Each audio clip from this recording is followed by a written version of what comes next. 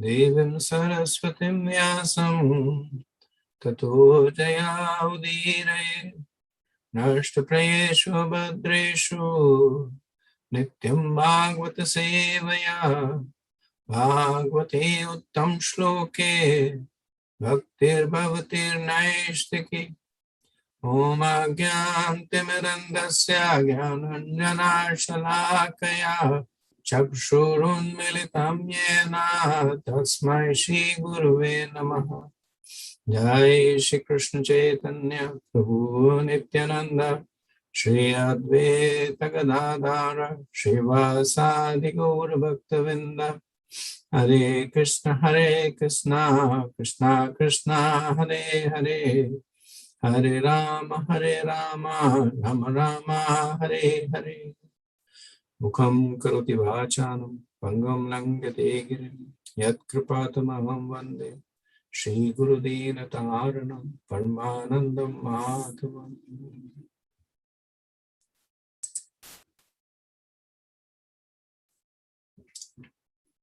We were in the part of the chapter where Swambhavu Manu was or is in the process of giving instructions to Dhruva about not killing the yakshas. And he speaks with eloquence. The essential point that he's making is that everything is happening by the force of destiny. Krishna is behind that force. So everything is happening by the will of Krishna. And then, of course, he makes the point that Krishna is always remains neutral, because all this is not his Swarup, but his Shakti. So we continue with verse 22. Kechit karma vadantenam swabhavam appare nripa ekakalam pare devam pumshakamam utapare. The differentiation among varieties of life and their suffering and enjoyment is explained by some to be the result of karma. Others say it is due to nature. Others due to time. And others due to fate. And still others say that it is due to desire. So far, Swambhavu Manu is being emphasizing on the fact that everybody is acting forced by destiny. Now, Dhruva might say that you're basing your entire argument on the law of karma.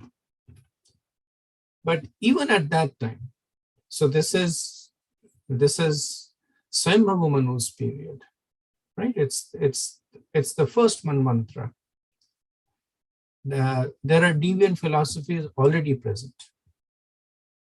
So acknowledging this, Swambhavu Manu says that in addition to karma, there are those who might say that it is because of one's swabhav. So the philosophers who say that everything is caused by karma are known as mimamshas. Then he says that some say it is because of swabhav. It is because of nature. So these are known as the lokayatas. They are followers of Charvaka Muni.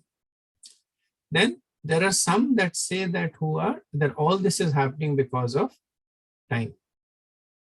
These are Vyavaharikas. They are followers of Purapas. Then there are those who say that everything is Devam. Devam means because of fate or because of divine,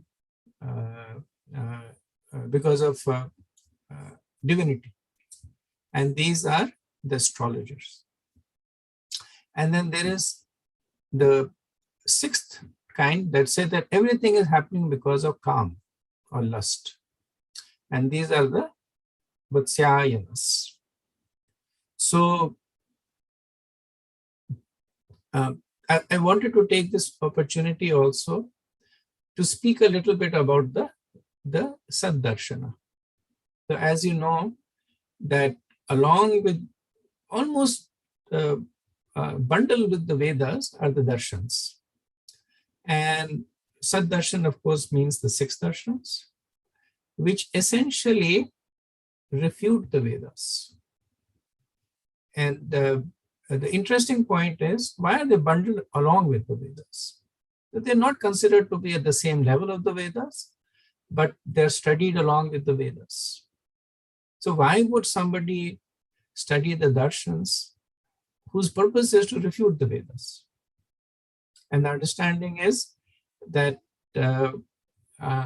this represents the higher form of logic. So if I was to make a point and then expect the other person to accept it, then the acceptance will be stronger if, along with the point, I also state the refutations to the point and defeat those refutations. So I say that money cannot give you happiness. And then I refute that point also, that there are many who actually are very rich and happy. Take the example of this person, that person. They're very rich, and because of that, they're happy. So I'm refuting my point. But then along with that, then I refute the refutation. But do you know that this person who you think is happy, he has bad health? And this person who is rich that you think who is happy, he is in emotional turmoil. So it's basically a lib of Nyaya, which is used to strengthen one's original point.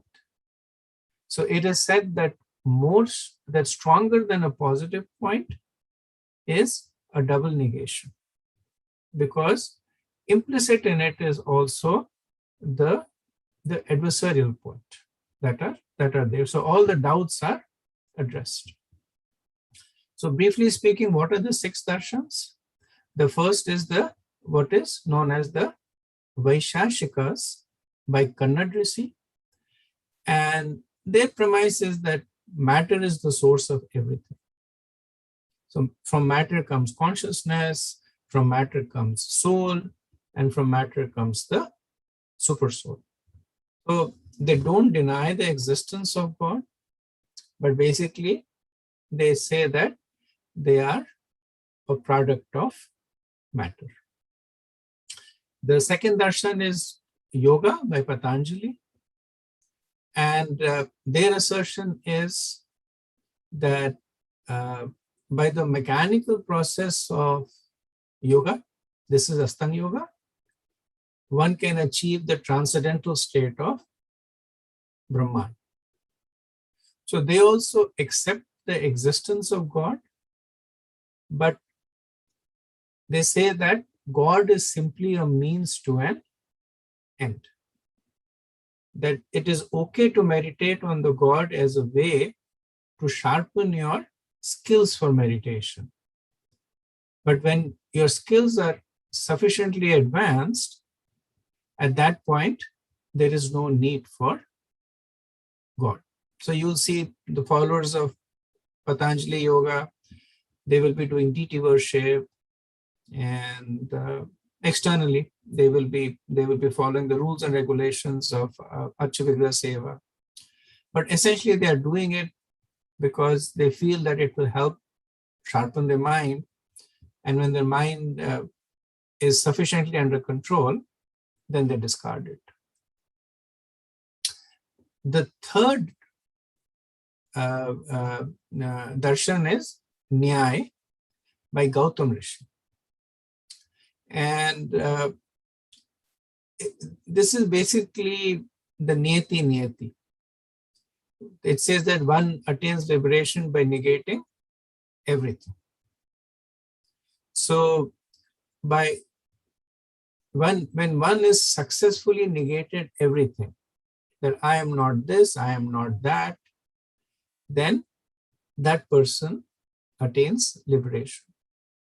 And the final position of the soul is something that is without sentience, because they also negate the notion of consciousness. They also negate the notion of happiness. So liberation is when the soul is like a dead stone. The fourth is Sankhya by Kapila, not by Kapila, who is the son of Devahuti, but by another Kapila. And they're essentially voidists. So they say that the true nature of the Purusha is to witness separately. And essentially, that's the only purpose of the Lord, which is to be a passive witness. So when one makes perfection, then one transcends one's own consciousness, the consciousness of the super soul, and basically enters into a state of nothingness, Shunyavad. Then the fifth is what is known as Purva Mimamsh by Jaimini Rishi, which basically says that the ultimate goal of life is pious enjoyment. So they take the Karmakand aspect of the Vedas and consider that to be an end in itself. That you worship the demigods, can even worship the personality of Godhead if you want, but everything is in a way to continuously increase your enjoyment in a pious way.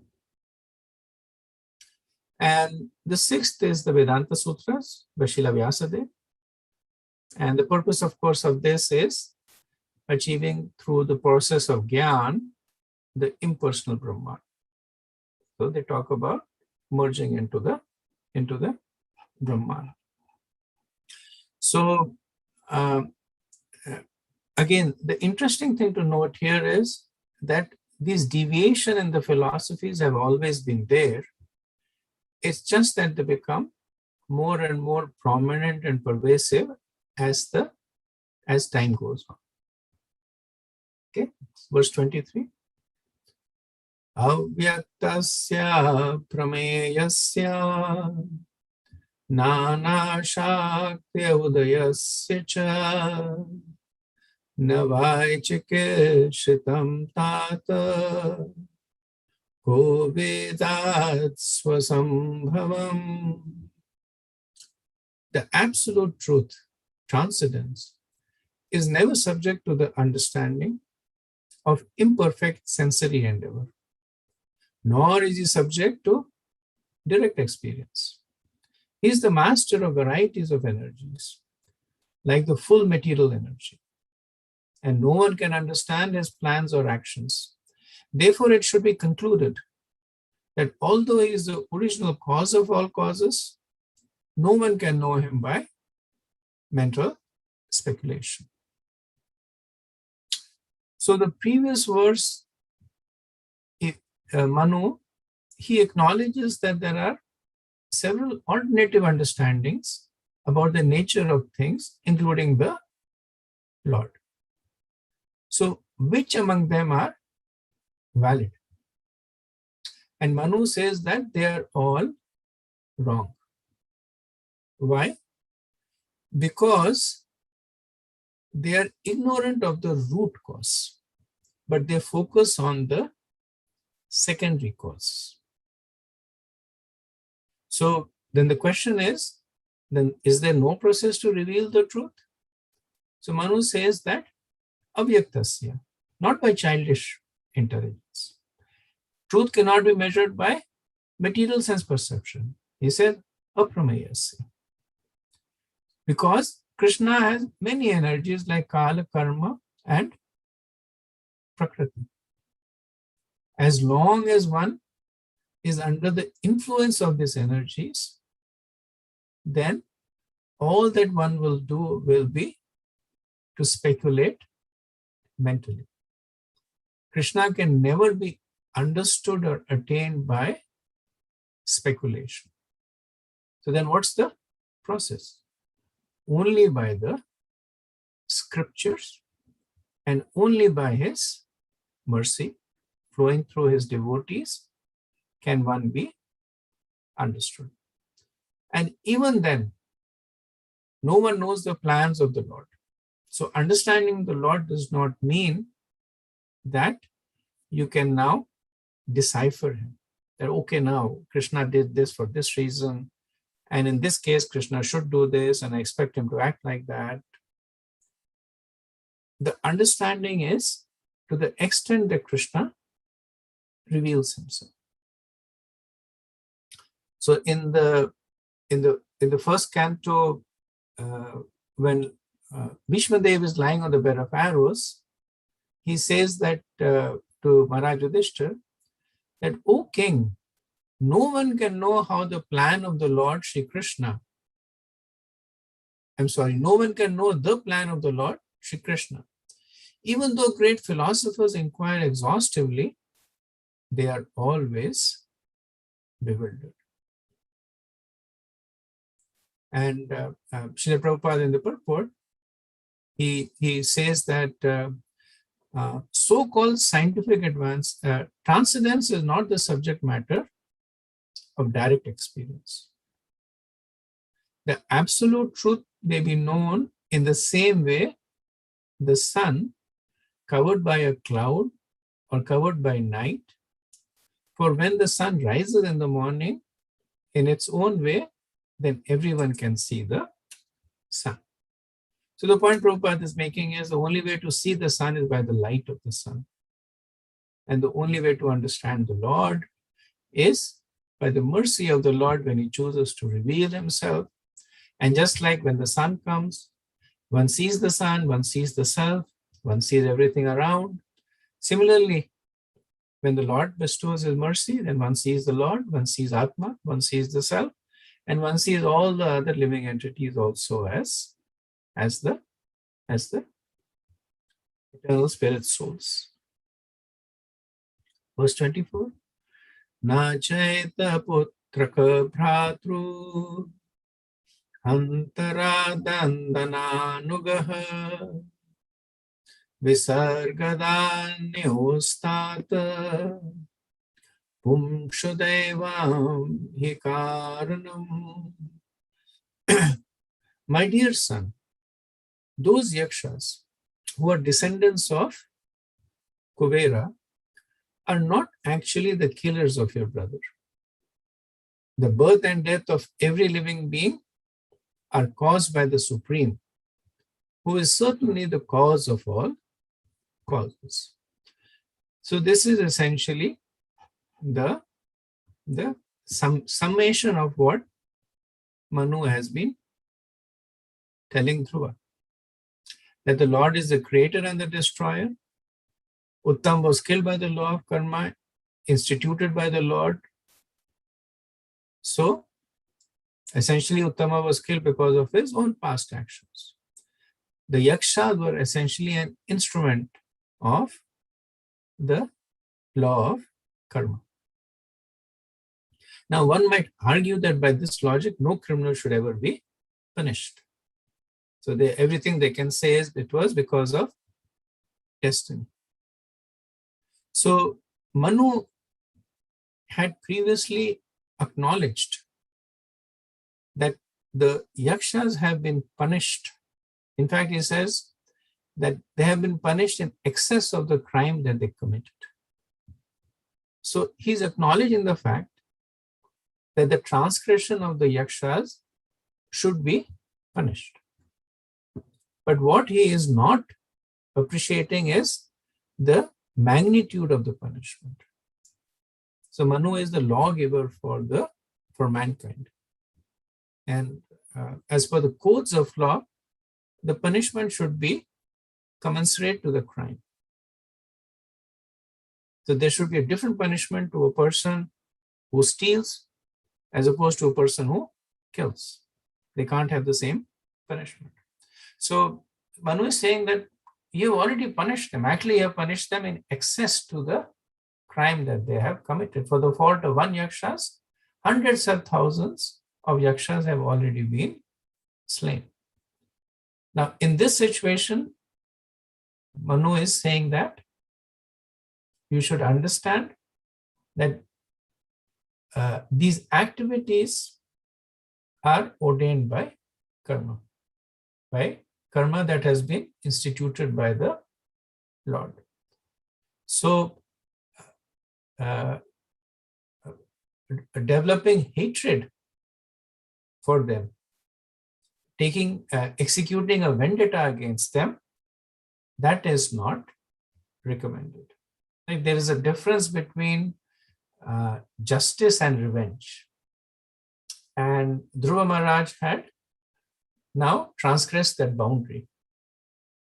So from giving justice to his brother, he was now in the mode of revenge. Next verse, 25. Sa eva vishvam srajati, sa eva vatihanti cha, athapi haya ahankaram, najyate gunakarma bhi. The Supreme Personality of Godhead creates this material world, maintains it and annihilates it in due course of time. But because he is transcendental to such activities, he is never affected by ego in such action or by modes of material nature. So, because Manu is summarizing what he had previously explained to Dhruva. So the first part of the summary was that Uttam was killed because of the law of karma instituted by the Lord himself. So essentially the Lord was ultimately responsible for the death of Uttama. Now he is summarizing the point he had made in verses 20-21, that the Lord cannot be blamed because he is neutral. Prabhupada says that anahankara means without ego. The soul has a false ego, and as a result of his karma, he gets different types of bodies in the material world. Sometimes demigod. Sometimes he thinks that the body to be his identity. Sometimes dog. But the Supreme Personality of Godhead, there is no distinction between the body and the soul. Therefore, certifies that anyone who thinks of Krishna as an ordinary human being is without knowledge of his transcendental nature and is a great fool. This is Prabhupada paraphrasing Bhagavad Gita 9, chapter 9, verse 11. Avajanati mamuma manushyam tanumashritam. Verse 26. Esha bhutani bhutatma bhuteshu bhuta bhavanaha swashaktya maya yukta srajatyati sapaticha. The Supreme Personality of Godhead is the super soul of all living entities. He is the controller and maintainer of everyone. Through the agency of his external energy, he creates, maintains, and destroys. So this verse explains why the Lord is without attachment or material identity, because he never is involved personally, but he acts through his external energy called Maya Shakti. So earlier in verse 23, the point was made that Krishna is not different from his energies. Now Manu is making the opposite point, that Krishna is separate from his energies. And taken together, essentially what Manu is saying, that both of these are simultaneously true. That Krishna is not different from his energies, but the energies are completely dependent on Krishna. So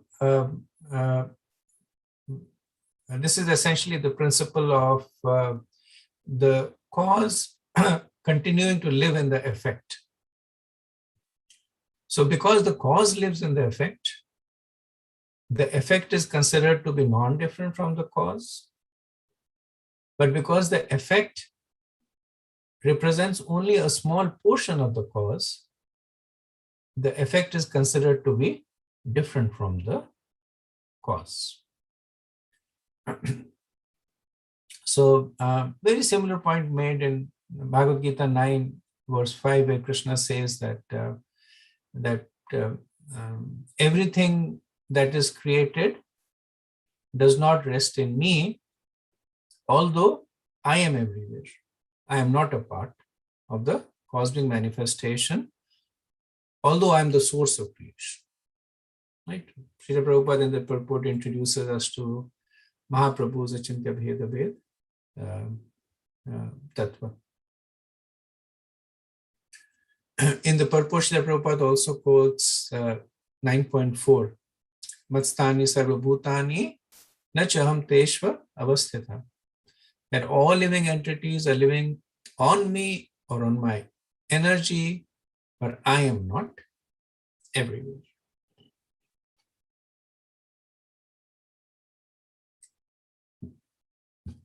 Verse 27.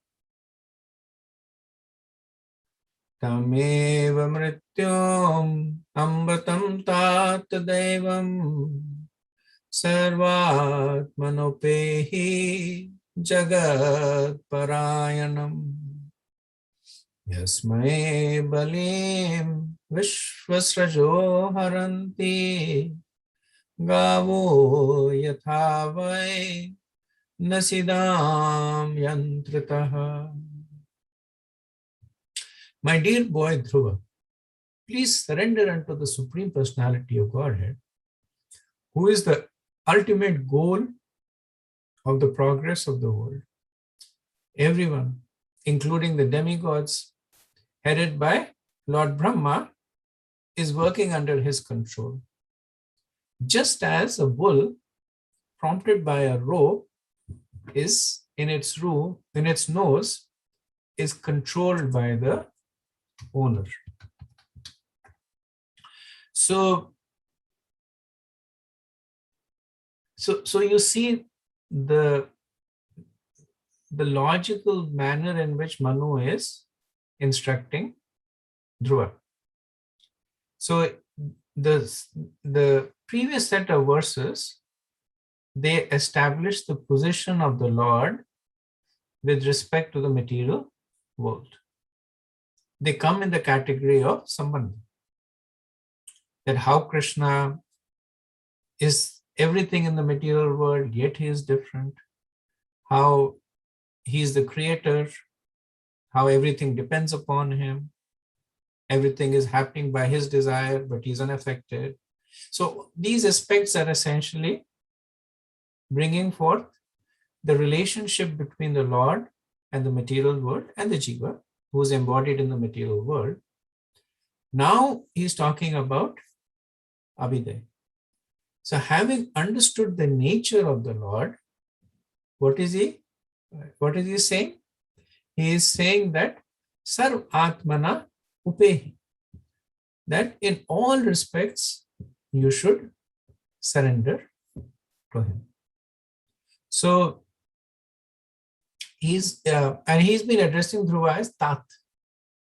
The Tat is basically an affectionate term for a son. So displaying the fact that the chastisement is for his benefit. And the reason that he has come there is essentially to out of affection for his grandson. With a lot of affection, he keeps calling him Tan. So now he's giving specific instruction that understanding the position of the Lord, you should surrender unto him. Now Dhruva might say that even though I understand the philosophical truths that you have spoken, because of my ego, I cannot give up my anger towards these yakshas. So in 4 verses, Manu will answer this implicit objection. So the point that he will make is the only way to give up ego is by surrender. Without surrender, it is difficult to give up ego just by Gyan. So the philosophical understanding of the relationship, so Sambandha Gyan, is a necessary but not a sufficient condition. That unless one understands the relationship with the Lord, one cannot act properly. But just understanding it is not sufficient. So one cannot rationalize one's relationship with the Lord. Surrendering means that you surrender everything. When Manu is saying surrender your ego, one aspect of the ego is to question, especially in the context of one's own self. That I am this, what is that? So when one surrenders, one implicitly accepts the instructions that are given in the scriptures, given by the devotees of the Lord. And that's how one can give up ego.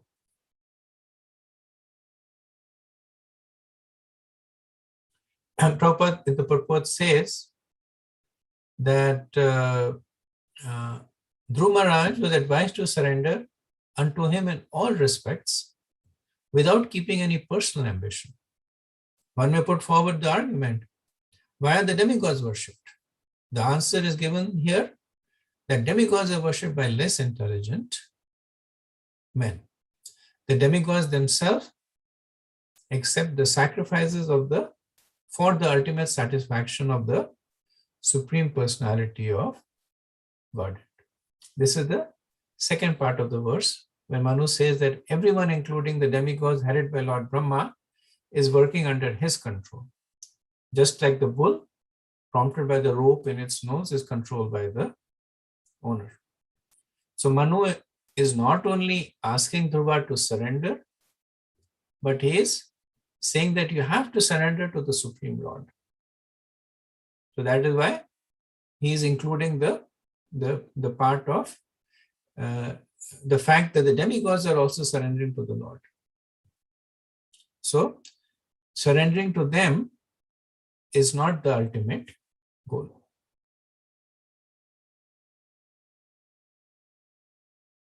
Okay.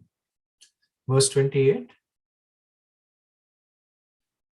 Yaha panchavarsho jananim tvam vihaya matu sapatanya vachas binna marma vanam gatas tapasa pratyagaksham aradhaya leve murni padam trilokya.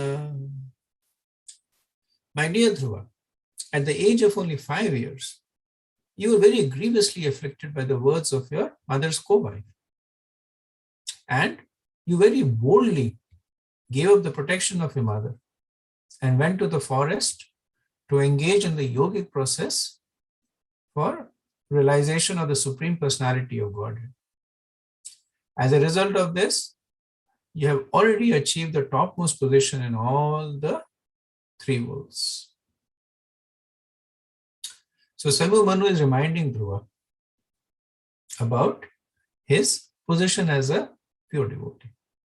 So all these instructions that are being given by Manu to Dhruva, one might say that Dhruva received perfect knowledge.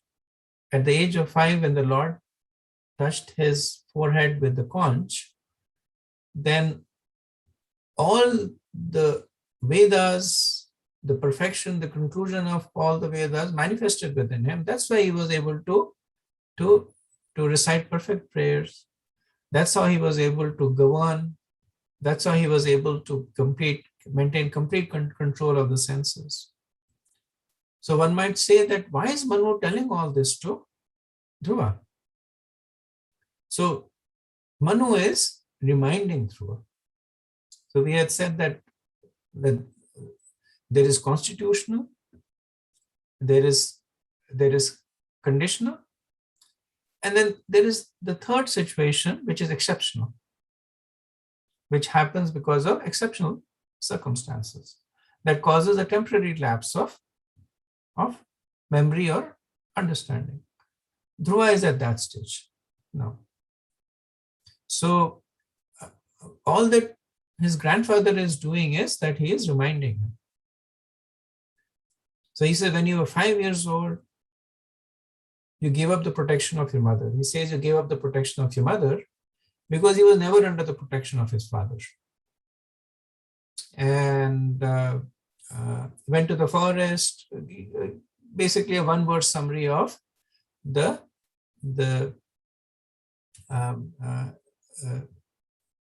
journey of Dhruva as a 5-year-old. So in the past, he's saying you have surrendered to the Lord. Now it should be even more possible for you to surrender to the Lord. So Manu is advising that understanding the Lord to be the cause of all causes, give up your animosity towards the yakshas, accept that the death of Uttam was because of the law of karma enacted by the Lord, firm in this understanding, accepting that the Lord is everything, you should give up your anger and envy and surrender to the Lord. So Prabhupada says that Manu was very proud that Dhruva Maharaj was one of his descendants in his family because he became a pure devotee. So Manu is himself proud and is reminding Dhruva about it. Prabhupada later on says that Dhruva Maharaj is the glory of the Manu dynasty or the human family. The human family begins from Manu. The Sanskrit word for Manu is Manushya, which means descendant of Manu. Not only is Dhruva Maharaj the glory of the family of Swayambhava Manu, but is the glory of the entire human society. Because Dhruva Maharaj has already surrendered to the Supreme Godhead. He was specially requested not to do anything unbefitting a surrendered soul.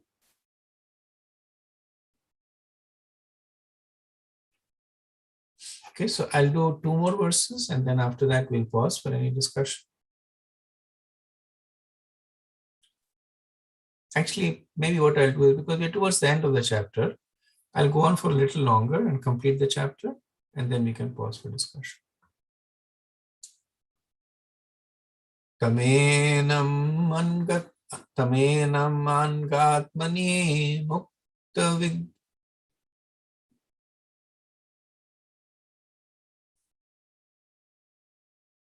Vyapashitam nirgunam ekam aksharam atmanam anivichha vimuktatmadra yasme nidam vedam asad pratiyate. Therefore, my dear Dhruva, please turn your attention to the Supreme Person, who is the infallible Brahman. Face the Supreme Personality of Godhead in your original position. And thus, by self-realization, you will find this material differentiation to be merely flickering. So essentially, Manu is saying for Dhruva that you're currently acting on a platform of material duality. You have affection for Uttama and you have enmity for Yakshas. And in this duality, you are acting the way that you are. So the recommendation is that you should seek the Lord, give up the material conception of good and bad, and in a mind that is free of contradictions, says Mukta Vigraha, seek out the Lord who resides in your mind out of affection, Vipashritam. And then Atmadrak, seeing the Lord, this duality of enemy and friend will appear unbeneficial. In other words, you will give up the duality. So this is the mood of practical preachers, that while they will speak philosophy, they will always bring it down to actionable items. So they will go to people's house, they will say Krishna is the supreme personality of Godhead, this material world is temporary, place of Maya, etc., etc. And people are listening to philosophy, enjoying it. And then they will say that you should chant Hare Krishna Mahamantra. Please chant one round of Hare Krishna Mahamantra from tomorrow. Because without these practical instructions, the philosophy just remains philosophy. So these are the practical instructions that now Manu is giving to Dhruva. That remember the time that you surrender to the Lord and resume that position. Give up this platform of duality. Stop killing the yakshas. Stop feeling being situated in the duality of anger and hatred. So Prabhupada in the purport says that the living entities have three kinds of vision according to their position in self-realization. So what are these three kinds of vision? The first is, according to the bodily concept of life, one differentiates in terms of the varieties of bodies. The second is Brahmabhuta conception, where one sees everybody as a spirit soul. And the third is the vision of a devotee who's already liberated. So he does not differentiate in terms of the outward body, but he sees all the souls as eternal servants of the Lord. So not only Brahmabhuta, but Krishna consciousness. That not only is this a spirit soul, but a spirit soul whose eternal position is to serve the Lord. Next verse, 30. Tvam pratyagatmani tada bhagvate ananta anandamatra upapanna samasta shaktav bhaktim vidaya paramam shankera vidya granthim vivedyasi mamam iti prarudam.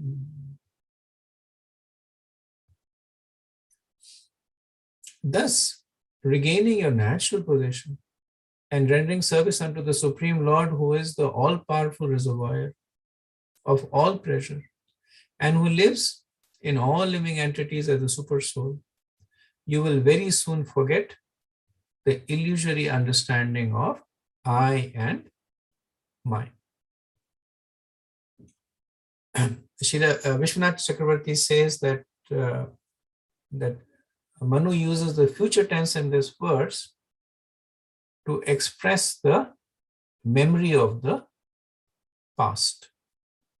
So what Manu is saying that, do you not remember how you attained the Lord when you were 5 years old?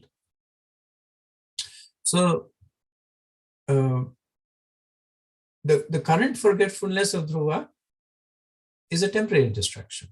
And Manu, as his superior, as his guru, as a devotee, he is coming to correct Dhruva. Dhruva is already a liberated soul. But again, the point is that liberation does not mean that one becomes devoid of emotions. So the grief in Dhruva as a brother is expected. The anger towards the yakshas as a king, Dhruva was also the emperor of the earth. So as a king, his anger towards the yakshas is justified. However, influenced by the passion, his uncontrolled anger is not justified. So if it was any other situation, then as a lawgiver, Dhruva would have acted differently. That if the Yaksha had unfairly killed Uttam, then he would have asked the Yakshas to either hand over the offender or themselves punish the Yaksha. But he did not. So he became bewildered. So a devotee came to help him. This is the safety in always staying in the shelter of the devotees. Because when perfected souls like Dhruva, who have had personal darshan of the Lord in that very lifetime, can become bewildered, what to speak of souls who are conditioned, who have still not gotten the mercy of the Lord entirely. So much more so for them to stay in the shelter of the devotees.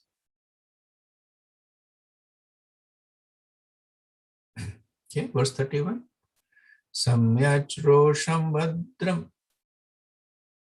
Different meter.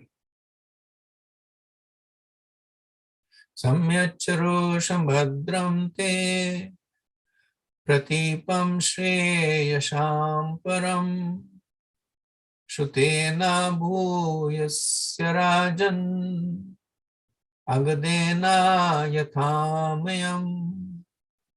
My dear king, just consider what I have said to you, which will act as medicinal treatment upon disease. Control your anger, for anger is the foremost enemy on the path of spiritual realization. I wish all good fortune for you. Please follow my instruction.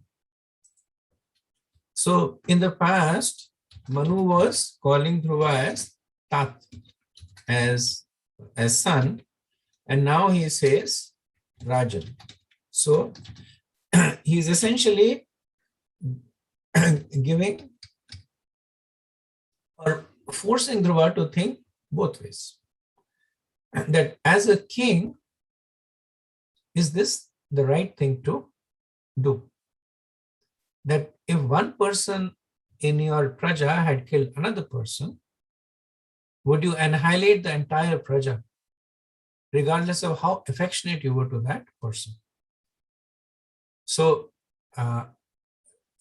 the actions of yours are not commensurate to you being a just king, and they're definitely not commensurate to you being a devotee of the Lord. So he says that just like sickness is controlled by medicine, in the same way, by hearing my instructions, control the sickness of your anger, which is like a disease that is causing you to act improperly.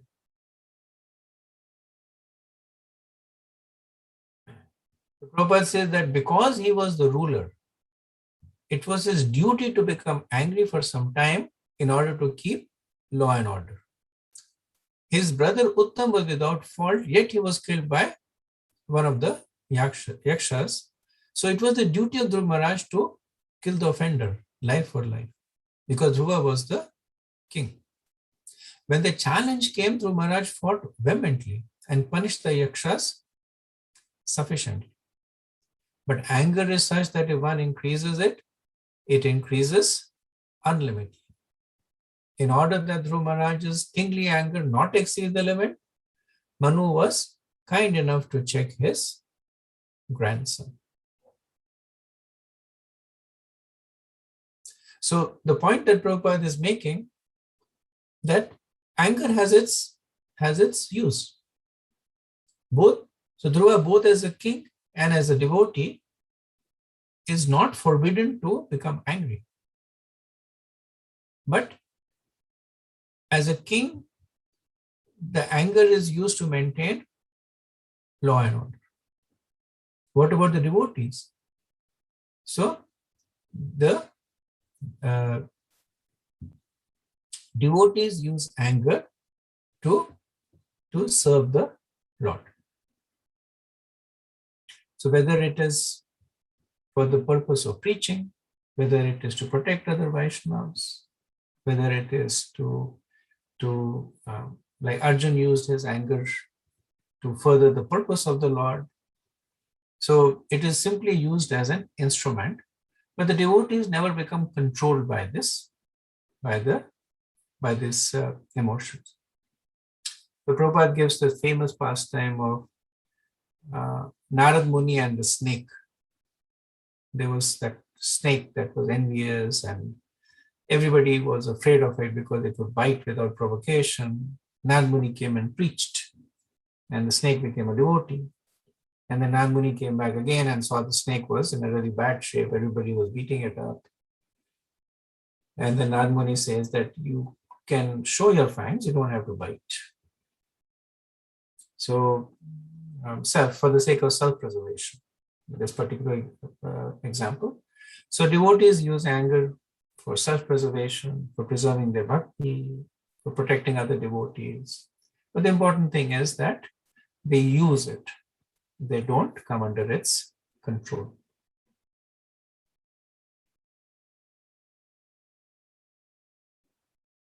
Verse 32. Yenopasvastat purusha loka udvijate vrisham na buddhastad vasham gache icchan abhayam atmanaha. A person who desires liberation from this material world should not fall under the control of anger. Because when bewildered by anger, one becomes a source of dread for all others. So Manu, as you know, is the author of Manu Samhita, which talks about what proper conduct is. So he is using this opportunity to preach to Dhruva about proper conduct. Do not be controlled by anger, because everyone fears a person who is upashrata, who is filled with anger. Prabhupada says that a devotee or a saintly person should not be dreadful to others, nor should anyone be a source of dread to him. If one treats other with non-enmity, then no one will become his enemy. And then he gives the example of Jesus Christ. So he had who had enemies and they crucified him. The demoniac are always present, and they will find fault even in saintly persons. But a saintly person never becomes angry, even if there is very great provocation.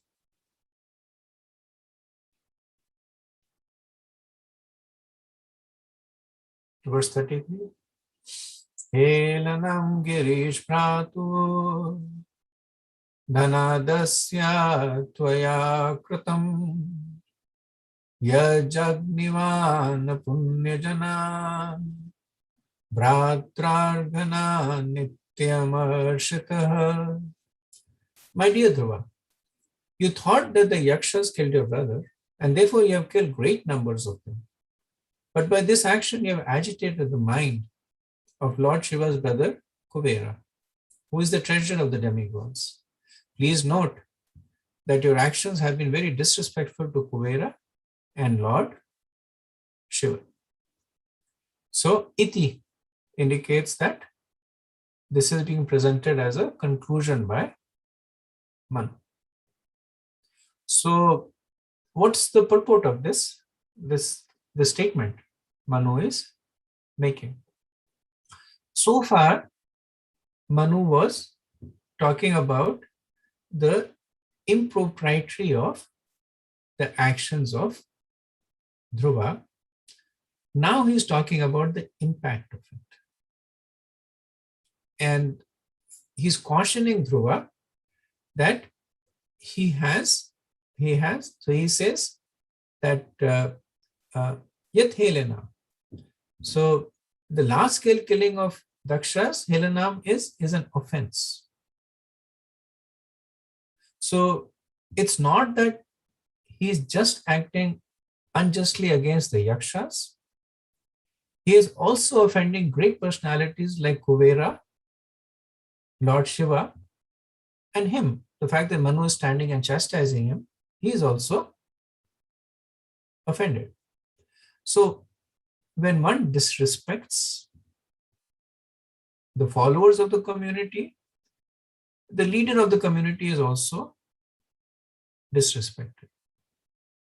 When one offends a devotee, the Lord is offended. So Kuber is the leader of the Yaksha community. So because he is disrespecting the Yakshas, he is disrespecting Kuber. And Kuber is a devotee of Lord Shiva. Because he is offending Kuber, he is also offending Lord Shiva. So Manu is saying that consider the ramifications of your actions. It's not just the Yakshas, but now we are talking about exalted personalities who are going to be offended by your actions. Now you have to consider Vaishnava Prad, that you're committing offenses against the lotus feet of Lord Shiva, who is a great Vaishnava. Now your devotional service is at risk. Do not think that because you receive the benedictions at a young age, you're protected. If you offend Vaishnavas, even the Lord will not be there to protect you. So he is now alerting Dhruva about the gravity of the offense that he has committed. Next verse. Tam prasadaya vatsasu shantaya prashayaktabi na yavan mahatam teja kulam na vibhavishyati. For this reason, my son, you should immediately pacify Kuber with gentle words and prayers, and thus his wrath may not affect our family. So both Swayambhavu Manu and Dhruv Maharaj have a position that is more exalted than Kuber. Swayambhavu Manu is the son of Brahma, and Dhruva has received the personal grace of the Lord. Yet Manu, as a devotee, he is sensitive to the offenses against another devotee, regardless of the relative position. One should not think that I am an advanced devotee and this person is a neophyte, so it is okay to offend. So he expressed. So what is the remedy for offense? That with gentle words and prayers. So the remedy for offense is not stopping the activity that is causing the offense, or it's not only stopping the activity that needs to be done, of course, but one should explicitly seek forgiveness. regardless of the relative stature. So he's saying to Dhruva, not only should you immediately stop killing these Yakshas, you should seek out and ask for the forgiveness of Dhruva.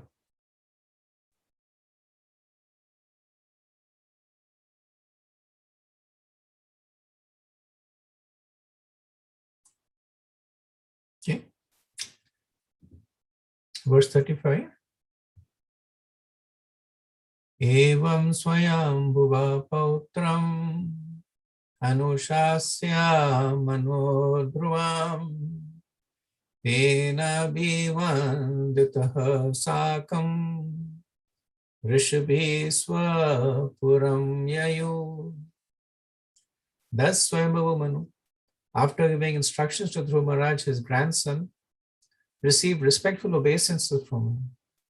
Then Lord Manu and the great sages went back to their respective homes. So this is the conclusions of the instructions, and I'll quickly summarize them. They start from verse 15 till the end of the chapter 35. So in verse 15, Manu said that talked about the several types of creation: primary, secondary, and continuous. The purpose was that he was setting context, setting the scene, so to speak. Verse 16, he said that all these creations as well as maintenance and destructions are done by the Lord through his illusory energy. So now he's establishing the position of Krishna. So I've summarized this in a table. I'll send it to you so you don't have to note it. In verse 17, the instruction was that the Lord is the indirect cause of everything. So here he's establishing the role of Krishna. Initially he was establishing the position. Now he's establishing the role of Krishna. That is the indirect cause of everything. Verse 18, he said that because the Lord is causing everything to act by his Kal Shakti, he is neutral, unaffected, and in this way he is inconceivable. So he is emphasizing the fact that even though Krishna, as his position, is the source of everything, as the role is the cause of everything, but he is never affected. Verse 19, he said that in all ways his powers are inconceivable. He creates and destroys, but is without beginning and end. He supplies, but is never diminished. He is the cause of all causes. So this is essentially talking about the fact that Krishna is achintya, that he is inconceivable. In verse 20-21, he talks about the fact that the Lord creates and destroys, but cannot be accused of injustice because he is neutral. So the point is made that Krishna is always neutral.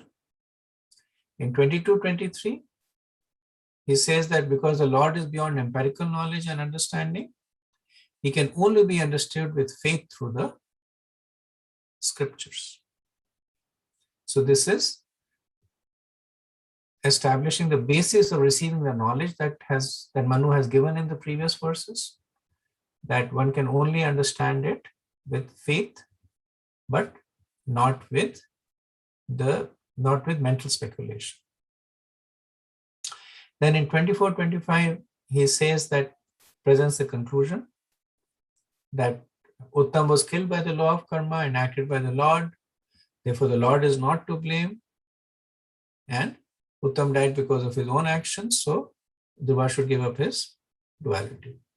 The purpose is, he is telling Dhruva, do not blame the Yakshas, give up your sense of duality.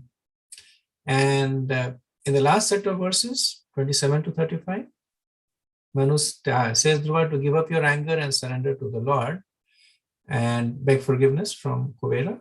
So he's essentially saying that you're a devotee, act as a devotee. So this is the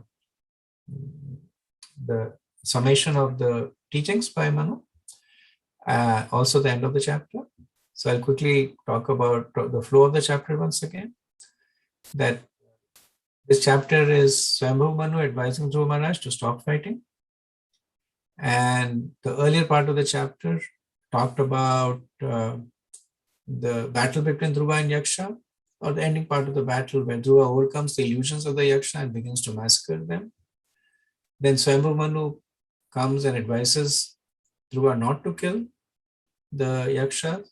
He presents to him transcendental knowledge about the Supreme Lord, and then ends the chapter by asking him to act as a devotee, understanding the position of the Lord and the position of his devotees. Okay, so I'll pause here and see if you have any comments.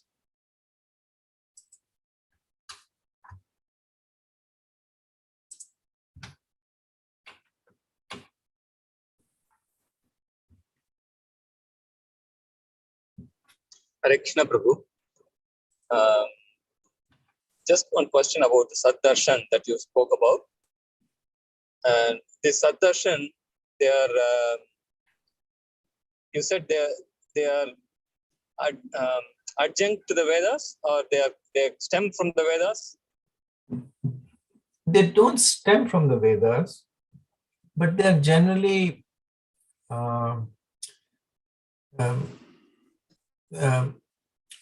they're generally, what's the right word? They're often studied along with the Vedas. For instance, when Jiva Goswami was instructed to study Vaishnava philosophy, he was also asked to go to Varanasi and study the Saddarshans under the guidance of the impersonalists over there. And the real reason was so that he can understand the deviations and how to refute those deviations. So that's the position of the Saddarshan. They're essentially considered to be atheistic, because either they completely deny the existence of the Lord, or they minimize his existence. So they're not considered to be Vedic, but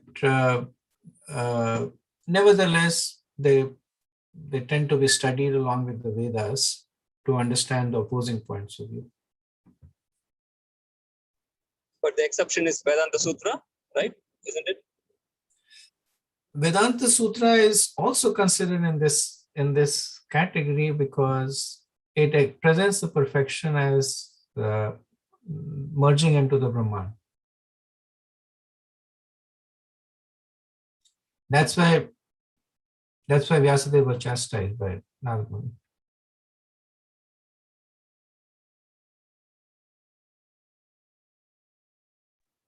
Thank you, Prabhu. Thank you very much. Hare Krishna, Prabhuji. A comment and a question, Prabhuji.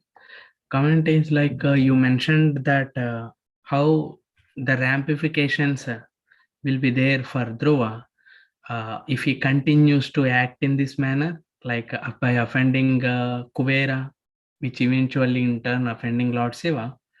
So this kind of, I was so far thinking that, because of his good nature, he calmed down, which is true in case of Dhruva, but still even people at that stage, still he can get to the point of getting lots angry and, not in a very safe position, even though they are very exalted. So for people like us, like it helps to be grounded and because sometimes we tend to think that Lord is there to protect us, but at the same time, this helps to be grounded, and so that helped, Prabhuji. Thank you. And question, Prabhuji, Uttam was killed, and here Dhruva is almost massacring the Yakshas. So I was having, this question on karma, because sometimes we tend to hear, because it is there in your past karma, you get it. That is true. is it also a possibility because we refer these yakshas, many of these yakshas are innocent. So they are innocent to the extent of their past lives too, Prabhuji, because I am putting forward 2-3 scenarios.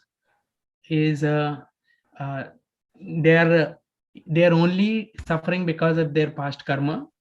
That is how, because their karma allows to be suffer. Because in case Dhruva, this is a pure devotee, he is pure devotee, so dynamics may change, but normally on a karma platform, that only when karma allows, then one suffers, or it is that somebody's misconduct will put in a somebody to suffer, and then it's like animal killing. Sometimes we say that don't kill animal.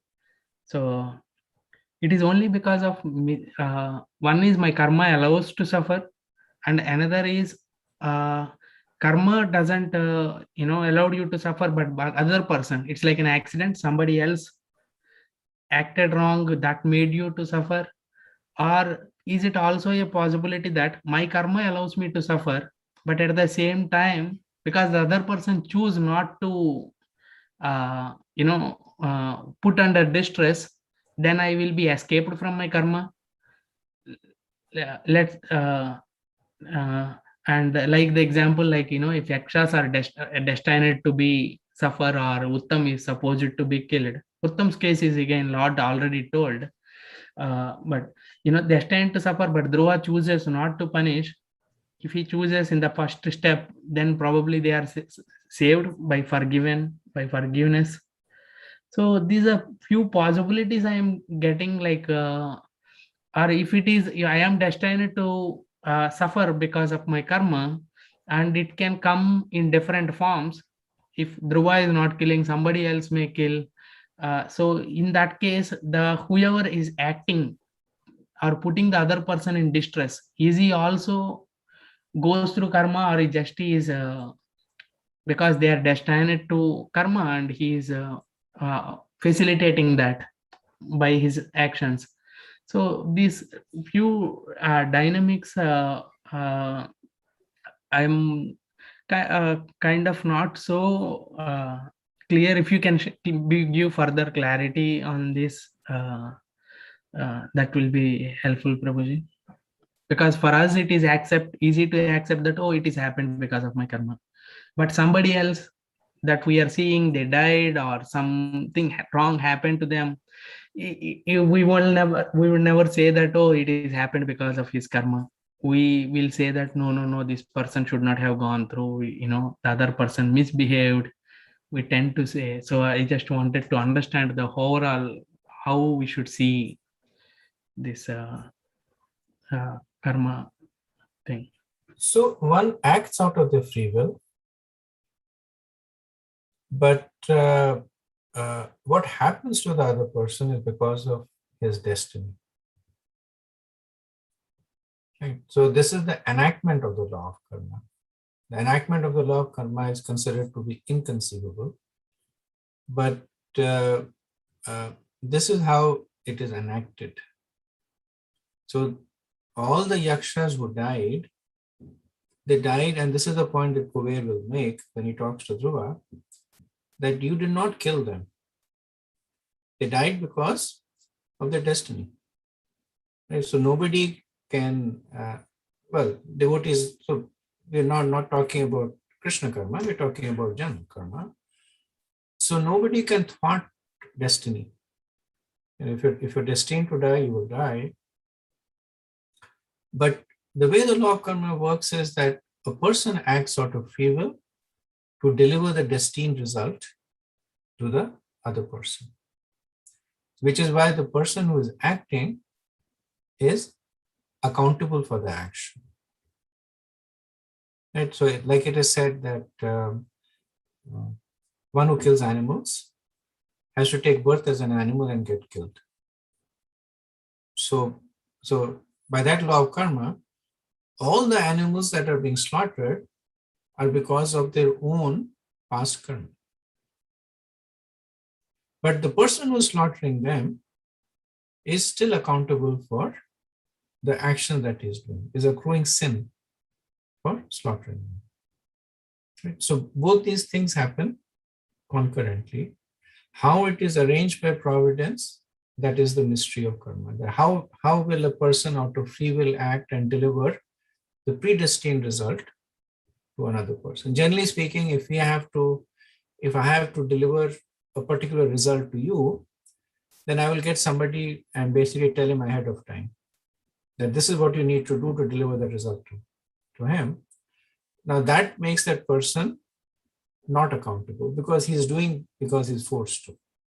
But the way the law of karma works is that the other person out of the free will act and deliver your destined result to you, and thus will be held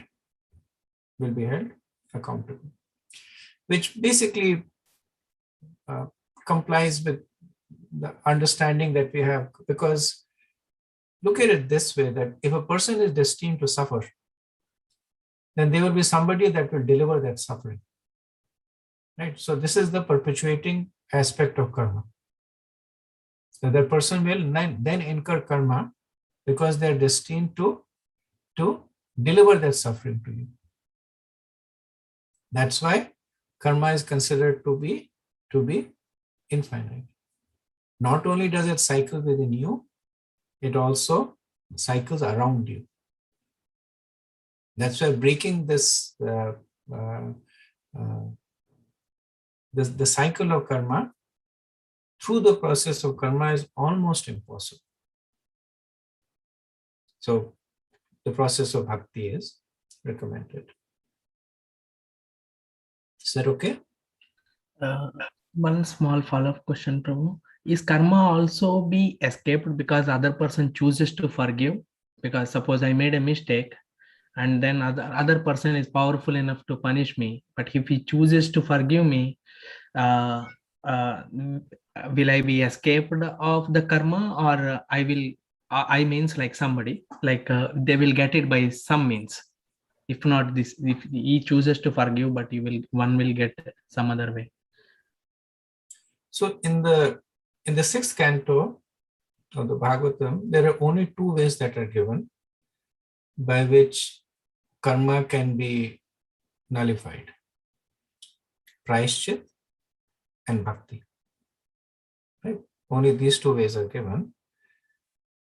A third way, which is uncommon, which is not given in the Bhagavatam but given elsewhere in the scriptures, is when somebody agrees to take your karma. Right? So somebody is powerful enough, and it's like we have situations in the Puranas where somebody is suffering because of their karma.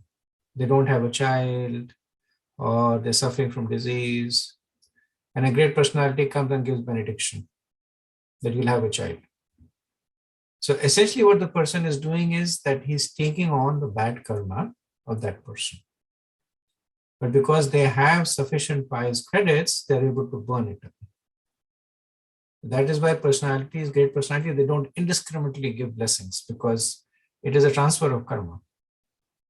That you have certain bad karma pending in your bank account.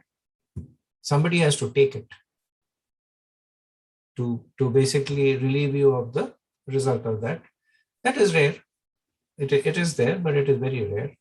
But Sukadeva Goswami talks about 2 ways only. One is Praishchit and other is bhakti.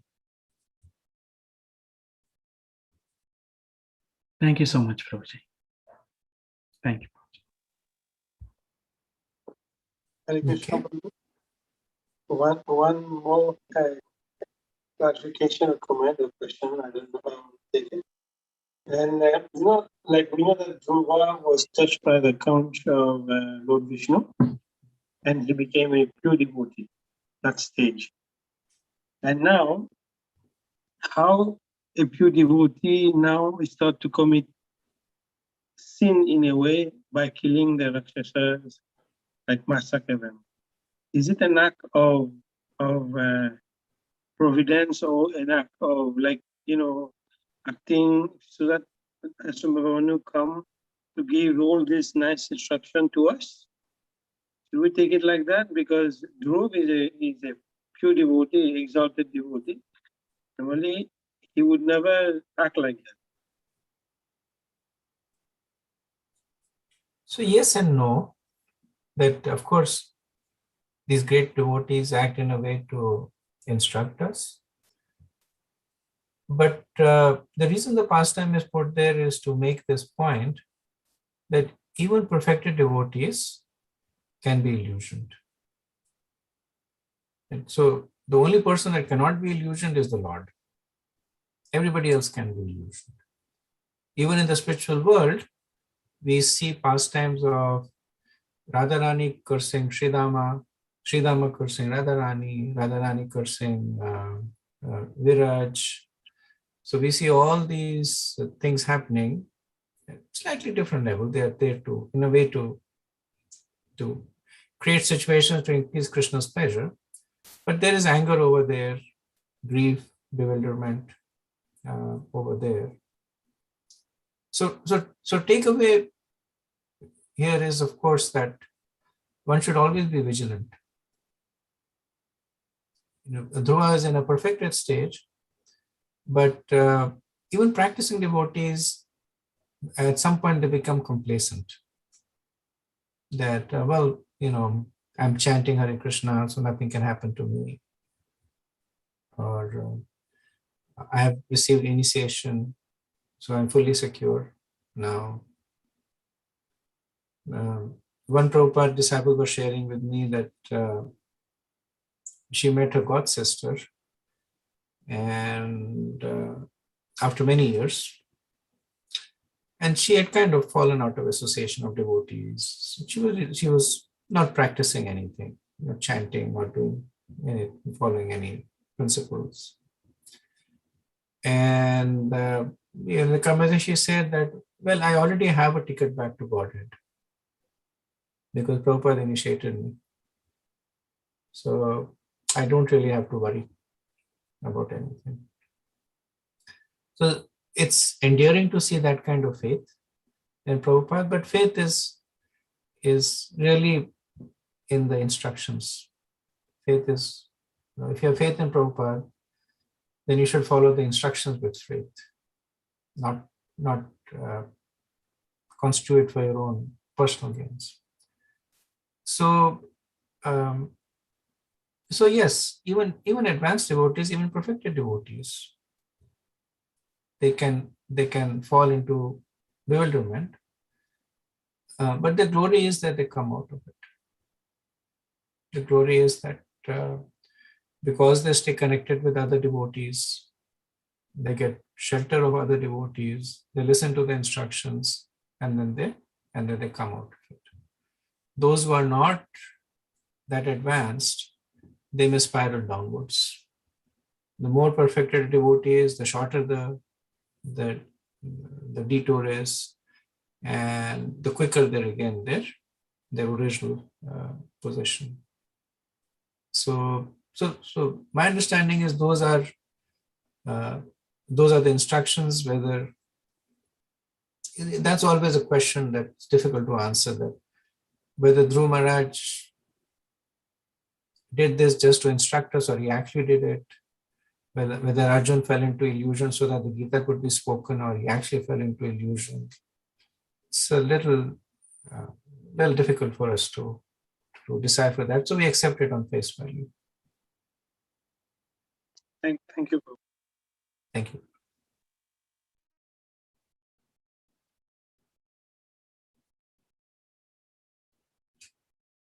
So we have 5 minutes left, and I probably will not start the next chapter. So if there are any more points for discussion, we can take them, or if not, we can end a little sooner. Prabhuji, the question Sarang Prabhu asked at one time, I asked Guru Maharaj Prabhuji that he is killing because being a pure devotee. He said that like Dhruva being jailed at that point, he is materialistic. So that is within the modes.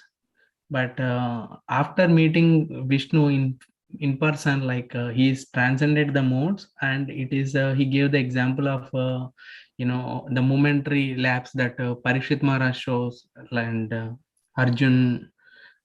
These two examples are given. It is not that fell down, but it is Lord's uh, uh, special situation, like you're saying that. Thank you for sharing, Prabhu. Thank you.